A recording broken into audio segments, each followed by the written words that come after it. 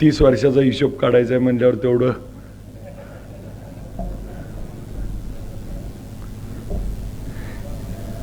देशाचे नेते शरदचंद्र पवार साहेबांनी या देशामध्ये ठरवलं की परिवर्तन करायचं आहे आणि या परिवर्तनामध्ये या महाराष्ट्रातल्या महाविकास आघाडीला देशामधल्या इंडिया गठबंधनमध्ये पवार साहेबांनी या देशामध्ये परिवर्तनाची सुरुवात केली आणि या परिवर्तनामध्ये महाराष्ट्रानं पवार साहेबांना भरभरून असं प्रेम दिलं।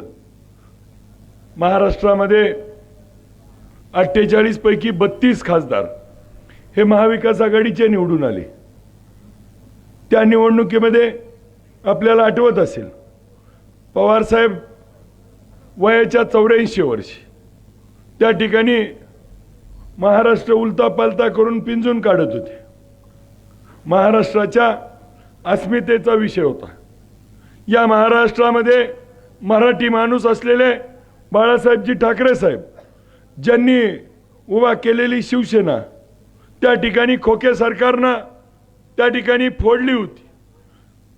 महाराष्ट्राचे मुख्यमंत्री उद्धवजी ठाकरे साहेबांना पाय उतार करावा लागला होता आणि त्या पाय उतार केल्यामुळं या महाराष्ट्राचं एक वेगळं गणित त्या ठिकाणी निर्माण झालं आणि ते महाराष्ट्राला आवडलं नाही आणि मग त्यांनी त्यांचा स्वाभिमान हिंदुत्व आणि अशा काहीतरी गोष्टी सांगायला चालू केलं आणि काही दिवसातच या देशाचे नेते पवार साहेब वयाच्या 84 वर्षी लढत असताना त्यांच्या घरामध्ये फूट पडली। त्यांनी उभा केलेला पक्ष काढून घेतला। त्यांनी उभा केलेला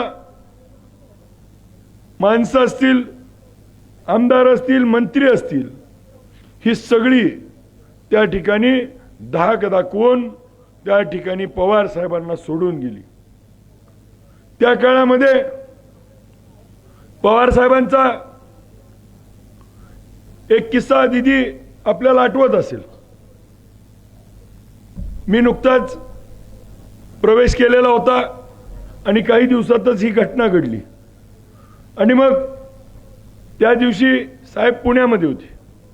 पुण्यामध्ये असताना त्या ठिकाणी साहेबांना फोन केला। साहेबांनी विचारलं काय तुमचं काय मत? मी म्हणलं साहेब आम्ही तुमच्या सोबत आहोत। आणि त्यानंतर एक 4 वाजता पत्रकार परिषद झाली। दीदी त्या दिवशीचा प्रसंग सगळ्यांना बघा। बापू आपल्या शेतातला एखादा गडी, एखादा गाडीवरचा ड्रायव्हर, एखादा आपला जोडीदार जर आपल्याला सोडून गेला, एखादा ग्रामपंचायत सदस्य तिकडे गेला तर आपल्याला 4 दिवस करमतं का? पण या माणसाची पहाडासारखी उंची, अख्खी पार्टी जी माणसं लहानाची मोठी केली, ज्यांना 6-6 वेळा आमदार केलं, ती सगळी सोडून गेली। आणि त्या दिवशी पत्रकारांनी विचारलं साहेब तुमच्या पक्षाचा आश्वासक चेहरा कोण? त्या दिवशी हात वर केला आणि शरद पवार सांगितलं। त्या दिवशी महाराष्ट्राचं गणित बदललं।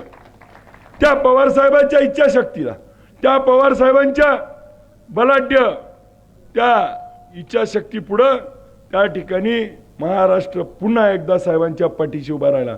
आणि त्या लढ्यामध्ये ज्यावेळेस सोलापूर जिल्ह्याकडे बघितलं जायचं, सोलापूर जिल्ह्यामधले सगळे नेते मंडळी गेले होते। त्यावेळी त्या काळामध्ये दीदी काकासाहेब साठे आणि मी दोघंच त्या ठिकाणी जिल्ह्यामध्ये राहिलो। आणि मग योगायोग असा आला की साहेबांना भेटायला जायचो। भीतीपोटी लोक साहेबांकडे कमी यायची। साहेबांबरोबर वेळ मिळायचा, तास गप्पा मारायचो।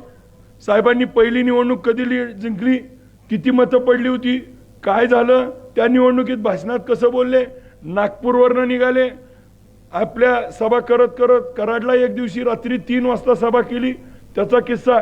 एवढं साहेबांबरोबर मला सहवास लाभला।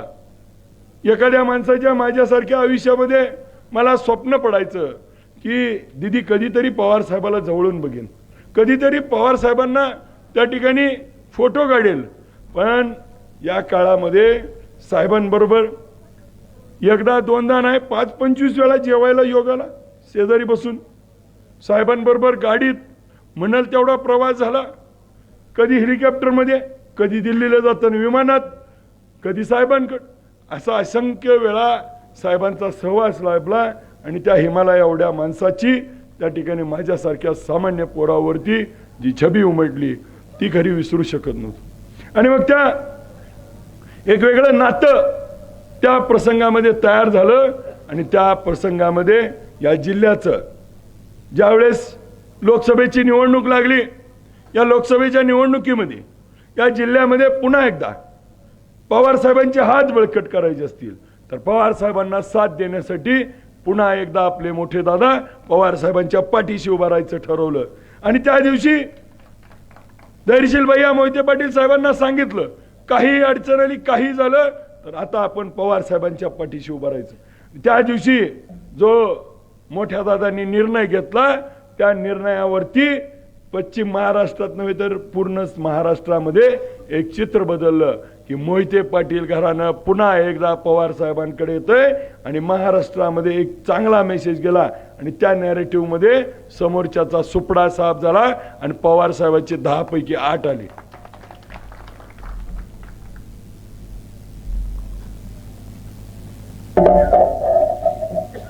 त्यावेळी मला आठवतंय की साहेबांबरोबर भेटत असताना, बोलत असताना या राज्यामधले कितीतरी नेते येत होते, कितीतरी लोक भेटत होती, परंतु जो आदर आणि जी भावना मोठ्या दादांबद्दल जी साहेबांची आहे ती आज जिल्ह्यातल्या नव्हे तर राज्यातल्या कोणत्याही नेत्याबद्दल एवढा आदर पवार साहेबांकडं नाही, एवढा आदर आज देखील साहेबांकडं. काही झालं, काही निर्णय घेतले तरी देखील साहेबांचं आणि मोठ्या दादांचं जे नातं होतं. मला दिदी एक प्रसंग सांगतो. साहेबांनी आम्ही सोलापूरचा एक कार्यक्रम केला कोटे साहेबाचा आणि आम्ही गणपतराव देशमुख साहेबांच्या अश्वारूढ पुतळ्या पूर्णाकृती पुतळ्याच्या अनावरणाला पवार साहेबांच्या सोबत मी गाडीत होतो. तिथं रणजितदादा देखील होते आणि दादा आले होते. दादांना त्या ठिकाणी व्हीलचेअरवर बघितलं.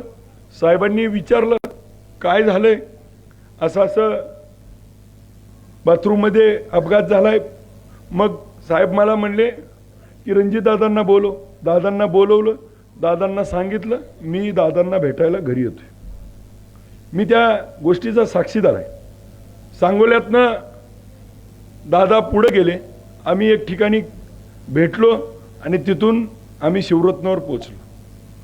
त्यावेळी वेगळ्या विचारात वेगळ्या बाजूला असताना देखील जे नातं बापू मोठ्या साहेबांनी आणि विजयदादांचं जपलं हे खऱ्या अर्थानं तुम्हा आम्हाला नवीन पिढीला तरुणांना हे घेण्यासारखं आहे. आज राजकारणात आपण काय करतोय, एखादा माझ्या विरोधात आहे तो तुझ्या विरोधात आहे, त्याची कशी जिरवू ह्याची कशी करू, ह्याच्यापेक्षा ही नाती जपायचं राजकारण किंवा हे समाजकारण ह्या 2 मोठ्या माणसाकडनं आता आपल्याला शिकण्याची गरज आहे. ही पुढची पिढी, ह्या पुढच्या पिढीला जे ठेव पाहिजे, जे आपल्याला वसा पाहिजे तो ह्या 2 नेत्याकडनं आज घेण्याची गरज आहे.